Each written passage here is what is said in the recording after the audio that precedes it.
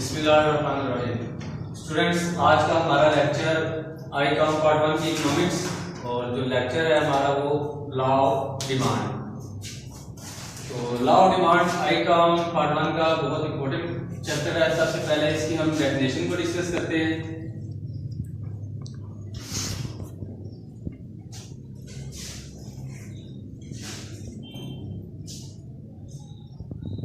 Other things remaining the same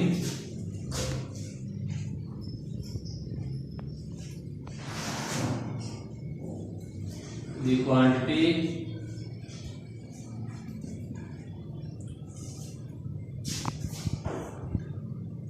demand of a commodity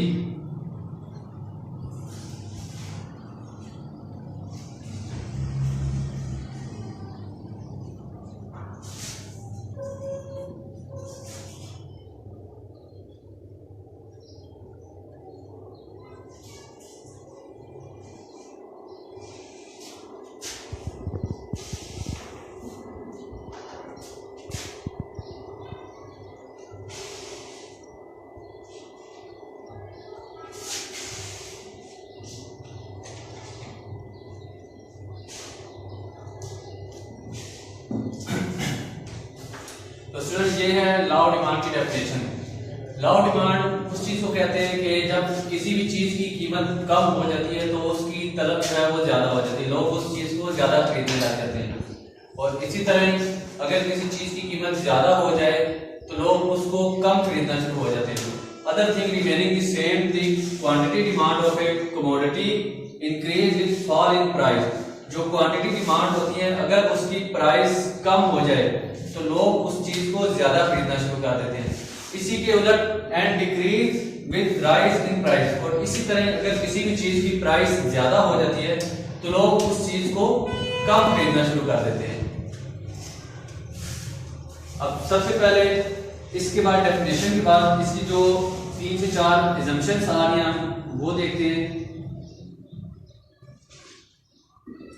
assumption में सबसे पहले जो आ रही है वो होमोजेनियस यूनिट्स है।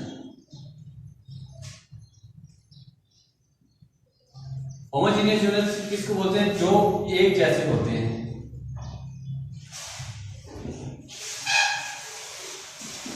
एक जैसी चीजें जो लॉ ऑफ डिमांड में अप्लाई होते हैं। फॉर एग्जांपल कार और पेट्रोल हम कर लें। कार और पेट्रोल हो गया, जैसे पेन और इंक, ये आपस में एक दूसरे के नेबल बदल होते हैं। ये होमोजेनियस यूनिट है। जो अगर एक चीज भी इसमें से महंगी हो जाए तो दूसरी सस्ती नहीं होगी, दूसरी भी उसके साथ महंगी हो जाएगी। मतलब एक तरतीब के साथ ये दोनों काम करते रहेंगे। दूसरे नंबर पे आपका फैशन एंड टेस्ट।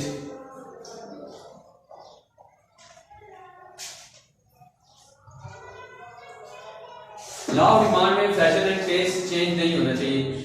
जिस चीज का फैशन है, जो चीज हम यूज कर रहे हैं वो उसी तरतीब से उसी तरह ही हम यूज करते रहेंगे।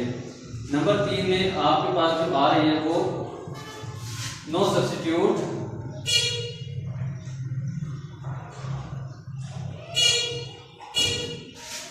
Of product. No substitute of product का मतलब है कि उस जैसी कोई और चीज नहीं होनी चाहिए। जैसे हम अगर हमारे पास हमने पेप्सी पीने का दिल कर है तो अगर वो नहीं उसको अगर मुयसर तो हम उसकी जगह पे कोक या स्प्राइट कोई और बोतल यूज कर सकते हैं। लेकिन लॉ ऑफ डिमांड में हम ये नहीं कर सकते। जो चीज यूज करेंगे वही यूज करेंगे, उसका नेम और बदल कोई भी नहीं होना चाहिए। उस जैसे कोई और चीज हम यूज नहीं कर सकते। और नंबर 4 पे जो आ रही है no change in population. No change in आबादी में भी उसका कोई खास फर्क नहीं पड़ना चाहिए। अब उसके बाद ये डेफिनेशन और assumption के बाद अब हम डिस्कस करेंगे इसके ग्राफ के। ग्राफ में लॉ ऑफ डिमांड को हम कैसे शो करते हैं।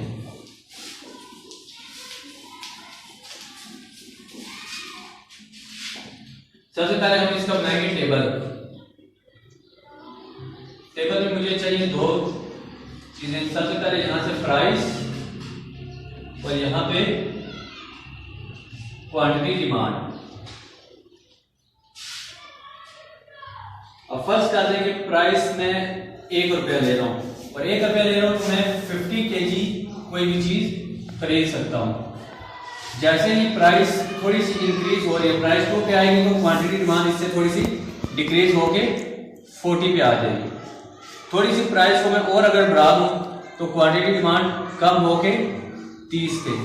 इसी तरह प्राइस 4 करूं तो क्वांटिटी डिमांड 20 kg, 5 पे लेके जाऊं तो क्वांटिटी डिमांड 10 पे आ जाएगी। ये आपके टेबल। जैसे जैसे प्राइस आपकी इंक्रीज होती जा रही है 1 2 3 4 5, उसी तरह आपकी जो क्वांटिटी डिमांड है वो डिक्रीज होती जा रही है। अब इसको जो ग्राफ में हम शो करेंगे,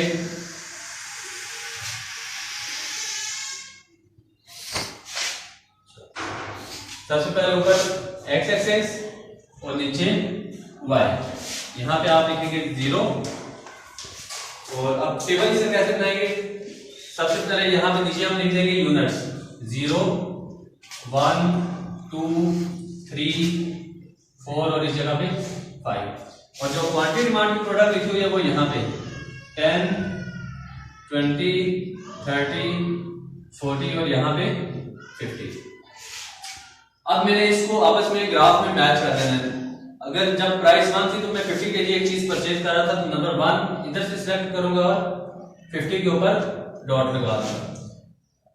नंबर 2 पे जाके मैं 40 के ऊपर क्लिक करूंगा, ये नंबर 2 और ये आ गया मेरे पास 40।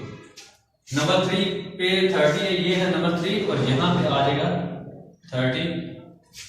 4 पे 20 आ रहा है, ये 4 आ गया और इसकी सीट में यहाँ पे 20। और आखिर में नंबर 5 पे मेरे पास 10 आ रहा है तो ये आ गया नंबर 5 और यहाँ पे आ गया 10। तो इसको स्केल के साथ आपने बिल्कुल सीधा मैच कर दिया। ये आपका लॉ ऑफ डिमांड बनता है कि जो आपकी प्राइस के साथ चीजें इंक्रीज और डिक्रीज हो रही है। इसको आप ए बी सी का नाम दे सकते हैं, ए बी सी डी और E। तो स्टूडेंट ये था आज का हमारा जो लेक्चर है लॉ ऑफ डिमांड का। सर इसमें assumption नहीं होंगी?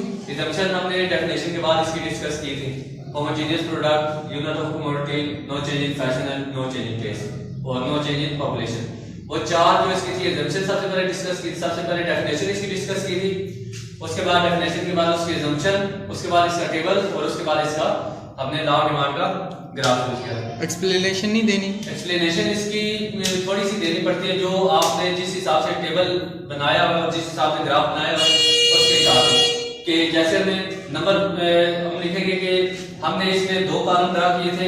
एक का जो प्राइस अगर 1 थी तो मैं 50 के यूज कर रहा था, उसी तरह 2 पे जाके 40 यूज कर रहा था, 3 पे जाके 30, 4 पे जाके 20 और 5 पे जाके 10 kg में परचेज कर रहा था। तो ये 3 से 4 लाइनों की इसकी आपने एक्सप्लेनेशन दे देनी होती है।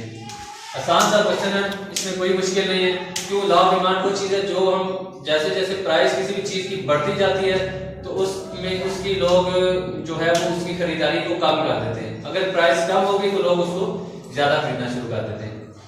तो आई कार्ड के और दूसरे लेक्चर के लिए आप देखते रहिए हमारा चैनल इंस्पायर एजुकेशन। बहुत शुक्रिया।